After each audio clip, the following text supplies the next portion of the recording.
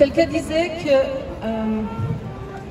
quand le peuple est dans la rue en pleine pandémie, c'est que le virus est politique. D'accord? Quand sur plusieurs semaines, on arrive à regrouper des milliers, des millions de personnes dehors, sans masque, sans distanciation sociale, c'est que c'est un problème politique. On n'a plus affaire à des raisons sanitaires. Donc, réveillez-vous avant qu'il ne soit trop tard. Ce qu'on vous a imposé depuis 16 mois, par la peur, par la menace, par des chiffres qui sont jour après jour des mensonges, des chiffres qui sont utilisés pour vous détourner de l'attention de l'installation d'une nouvelle politique pour vous, pour cet avenir. On a utilisé la peur, on a prétexté qu'il y avait un virus, aujourd'hui toujours pas vu, toujours pas isolé, pour vous menacer, pour vous faire peur, pour vous confiner, pour vous demander de faire des choses que vous ne feriez jamais sans la peur. Donc s'il vous plaît, on n'est pas là par nous-mêmes. Tout ce qu'on fait, c'est avec notre argent personnel. On n'a pas de conflit d'intérêt.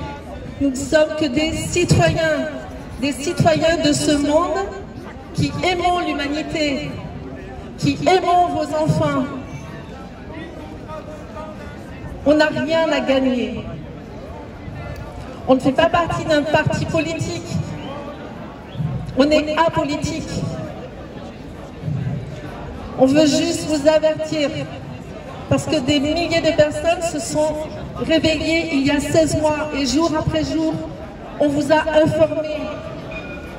Des scientifiques, des médecins, des avocats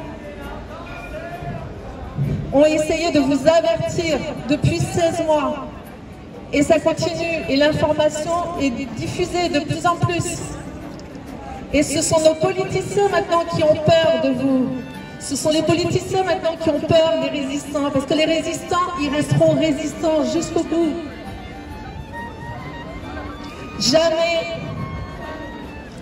Jamais on ne pourra nous imposer un acte médical pour notre liberté. Mais quelle liberté? La liberté de quoi? De vivre avec des injections tous les 6 mois, des injections qu'on sait, si on va rechercher les informations, ce sont des injections qui vont diminuer votre système immunitaire naturel. Notre vie, notre santé, c'est le système immunitaire naturel. Et c'est ça qu'il faut renforcer. Ce n'est pas les médicaments qui peuvent remplacer notre système immunitaire naturel. Le pass sanitaire, on se bat depuis 2 mois. 2 mois qu'on est dans la rue, qu'on n'a pas pris de vacances, qu'on est tracassé pour la rentrée de nos enfants. On a mis nos enfants à l'école où on les a enlevés selon le choix personnel, mais il faut qu'on se batte. La vaccination obligatoire arrive à grands pas. Si on laisse passer les soignants et qu'on laisse passer les enfants, on est foutus.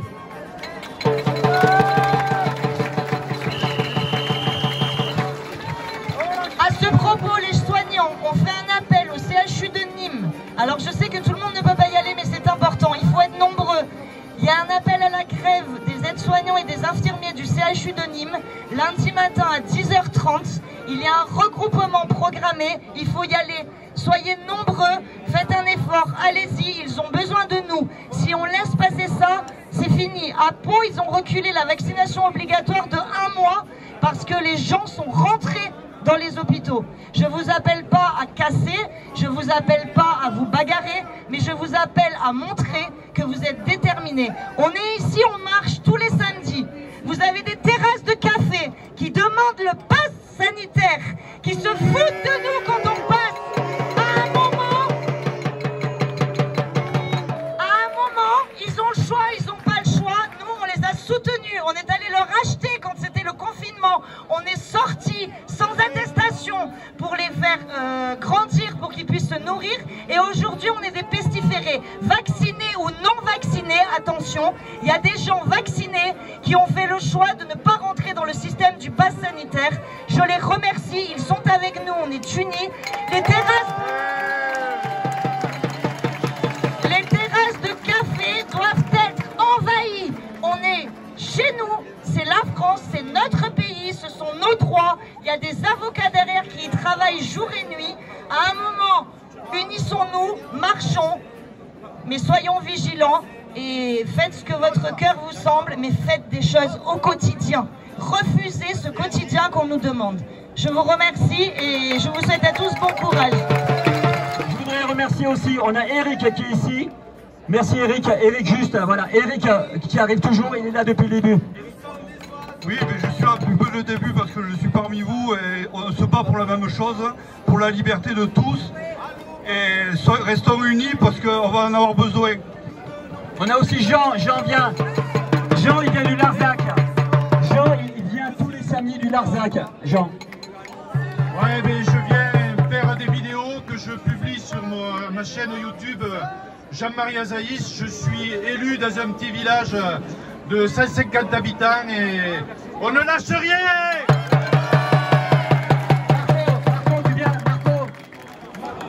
Je m'appelle Guillaume Zambrano, je suis prof de droit, je ne suis pas avocat, je suis prof de droit. Et je viens simplement vous proposer une idée simple, très très simple. Les tribunaux, on est en train de vous voler vos droits. Les tribunaux, les juges ne vont pas vous aider. Ils sont là pour vous taper sur la gueule. Si on est réaliste, il ne suffit pas d'avoir de bons arguments. On a plein de bons arguments. Le pass sanitaire, l'obligation vaccinale, il y a plein d'arguments juridiques très puissants pour les contester. Mais en face, il faut avoir des juges pour vous écouter. Ces juges, vous ne les avez pas. Parce que sociologiquement, leur fonction, leur rôle en ce moment, c'est de vous taper sur la gueule et de créer cette ambiance de terreur et de menacer, de terroriser les quelques résistants isolés qui vont être les premiers à recevoir les sanctions. Donc, l'action que je vous propose à tous, c'est de saisir autant que vous pouvez tous les tribunaux. Sur mon site, le site c'est nopass.fr. Sur mon site, vous trouvez un recours collectif devant la CEDH. Le but, je suis pas naïf, le but c'est pas d'obtenir une décision favorable de la CEDH qui interviendra dans 2 ou 3 ans, par miracle. Le but c'est de planter, le but c'est de paralyser, c'est de bloquer ces institutions qui vous trahissent et qui collaborent à voler vos droits. Donc vous pouvez saisir la CEDH. Sur le site, vous trouverez aussi des recours individuels pour vous défendre individuellement.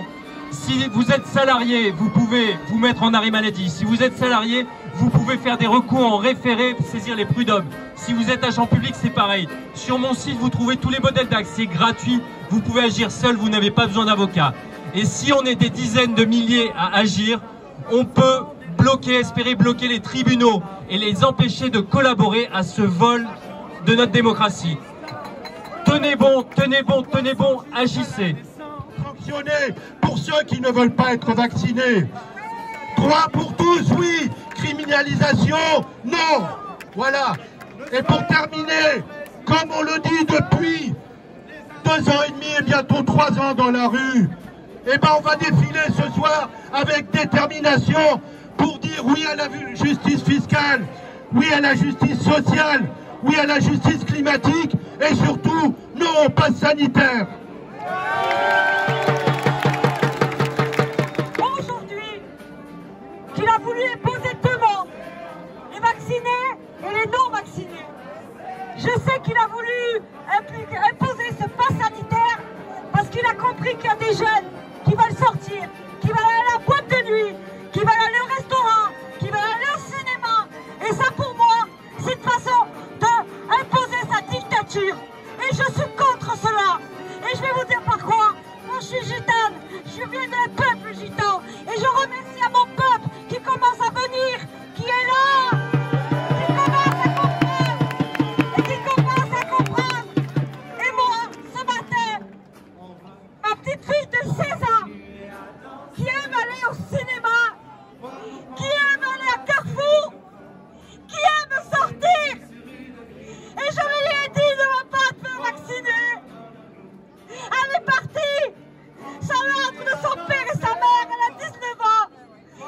aller se faire vacciner.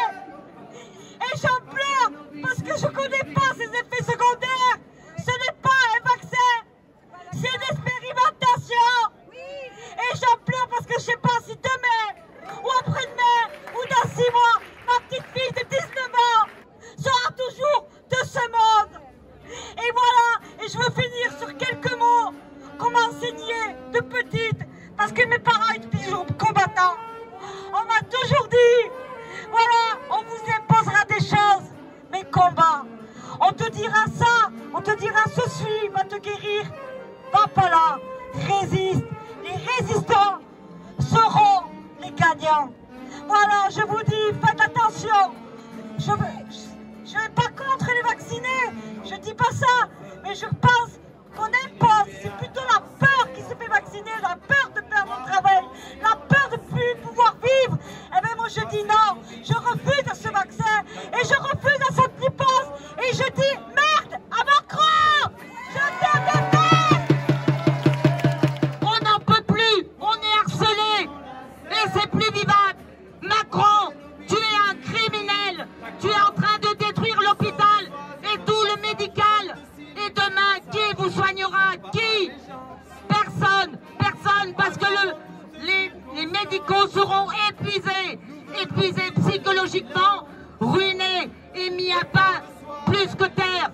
Une collègue vient de me dire, c'est comme si on me traînait par les cheveux et qu'on m'emmène à l'abattoir. Donc maintenant c'est stop, arrêtons avec les soignants de les emmerder. Voilà, merci et bonne manif.